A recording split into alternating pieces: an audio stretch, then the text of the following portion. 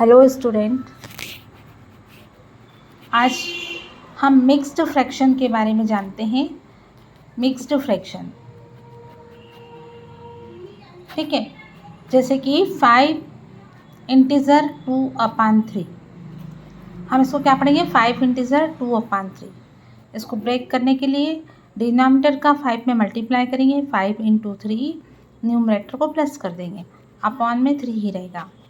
5 3 15 plus 2/3 17/3।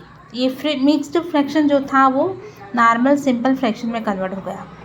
अब यदि हम डायरेक्ट करें तो एक अनदर एग्जांपल लेती हूँ मैं। 7 इंटीजर 1/2, तो 2 7 जा 14, यहाँ मल्टीप्लाई होगा 14 और उसको 1 में ऐड कर देंगे 15/2। एग्जाम्पल आपके लिए 9 इंटीजर 1/5,